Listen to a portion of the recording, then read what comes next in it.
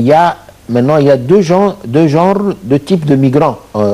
Et puis, il y a aussi une polémique pour avoir est-ce que c'est un migrant ou bien c'est un réfugié. Parce qu'une personne ne peut pas être illégale parce que c'est un être humain qui a son respect, mais peut être sans papier. Mais mis à part cette polémique, maintenant, on se jette la responsabilité entre les gens du Moyen-Orient, les Syriens, et les gens de l'Afrique du Nord, les Maghrébins. Alors, ça, c'est un problème de culture, c'est un problème de comportement, et on peut pas se permettre. Ça, c'est une bavure et ça reflète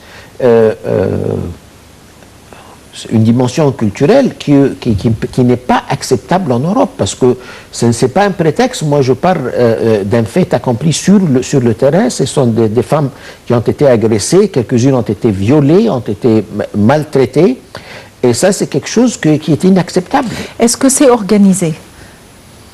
C'est fait exprès? Je ne peux pas dire que c'est organisé. Sur le Saint-Sylvestre, tout le monde fait la fête et on boit, et en plus, un musulman ne doit pas boire, et en plus, s'il boit même... Non, mais je veux dire, est-ce que ces jeunes ont été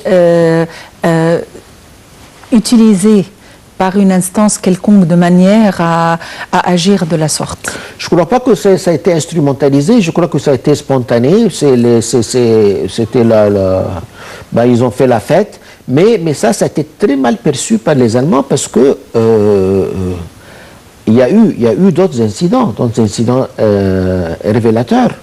Et puis, les gens, quand on ouvre les portes pour un réfugié, pour quelqu'un, pour l'accueillir, on ne s'attend pas à ce comportement-là.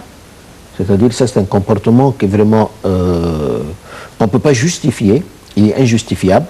Et puis, c'est inacceptable dans des sociétés démocratiques. C'est-à-dire que maintenant, les femmes ne peuvent pas marcher en sécurité. Et puis, même, il y a un écrivain qui a posé la question d'une autre façon. Il dit que si c'était des femmes voilées qui ont été agressées, qu'aurait été la réaction? Oui, mais nous avons pas mal de réfugiés syriens ici en Égypte et jamais ils n'ont commis des actes quelconques. Raison pour laquelle je reviens sur ma question, parce que nous avons vu ces attentats de viol instrumentalisés, nous, à l'époque des frères, quand les femmes égyptiennes se rendaient sur la place Tahrir, quand il y avait des correspondantes étrangères, justement pour semer la pagaille et la discorde. On ne peut pas faire la comparaison entre le Caire et Cologne, parce que c'est la fête, tout le monde boit, il y a les gens vraiment dans un état vraiment décontracté. Ici, les gens, ils savent qu'il y a pas, c'est une tolérance zéro.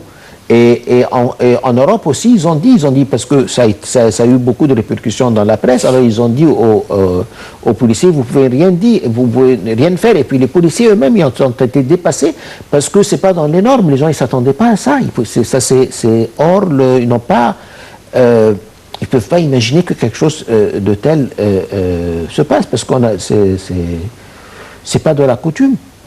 Et puis on a reproché au préfet de police qu'il n'a pas réagi, mais il ne pouvait pas réagir parce qu'il était submergé. À présent, on parle des réfugiés syriens beaucoup plus que les réfugiés palestiniens, dont on a entendu parler pour des années et des années. Est-ce que la cause palestinienne, à votre avis, va être éclipsée par la cause syrienne? Elle ne sera jamais éclipsée, elle ne sera jamais résolue. C'est quelque chose en permanence, parce que vous appelez ça la crise du Moyen-Orient, que vous appelez ça le conflit palestino-israélien, vous l'appelez comme vous l'appelez. Est-ce qu'ils vont avoir un seul État ou deux États avec une fédération? Ça, c'est quelque chose qui ne peut pas être... On ne peut pas résoudre ce problème. Ça, c'est pas un problème, c'est un phénomène qu'il faut vivre avec. Alors, les gens... ils ont une cohabitation avec les Palestiniens et les Israéliens, et je crois que ça va continuer. On peut pas, c'est pas un problème, c'est pas un conflit, ça c'est un phénomène fâcheux, mais on doit vivre. Ça fait 60 ans ou plus maintenant que ça continue, je crois que ça va continuer.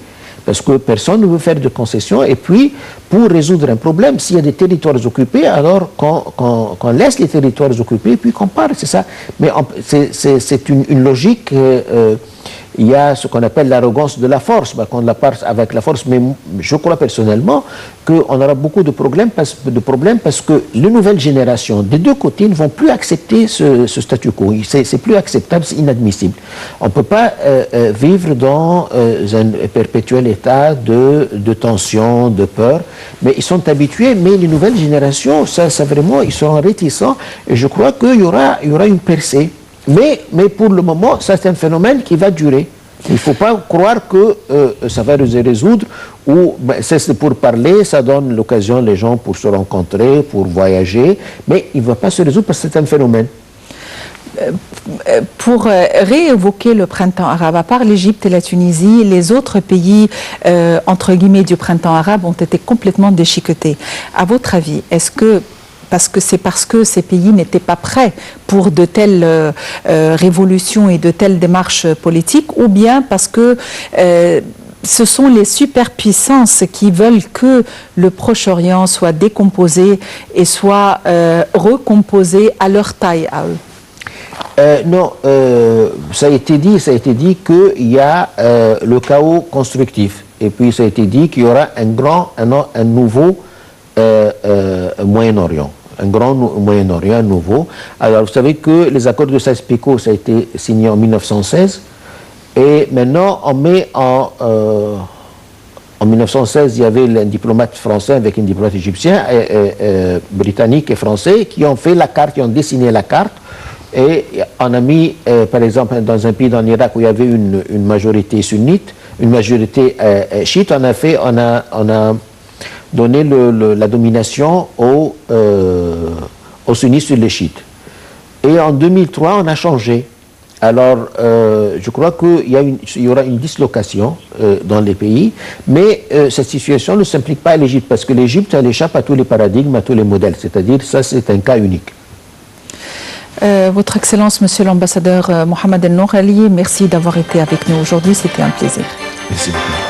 Eh bien, il est temps de mettre terme à notre rencontre. Aujourd'hui, nous avons consacré notre émission à la cause syrienne, à la situation humanitaire. Nous avons entendu et suivi les propos de Madame Souad Nana, une résidente syrienne à Dubaï, et elle a passé en revue très rapidement la situation et la situation dont elle a souffert. Et reste à souhaiter beaucoup plus de chance, si on peut le dire, puisque l'émissaire de l'ONU pour la Syrie, Stéphane de Mistura, entreprend une démarche de paix. Il a un plan très positif et très optimiste de paix, nécessitant 18 mois pour être appliqué. Donc, souhaitons beaucoup de succès à ce plan. Merci de nous avoir suivis. Très bonne fin de semaine à tout le monde, puisqu'en Égypte, le week-end, c'est vendredi et samedi. Et à la prochaine.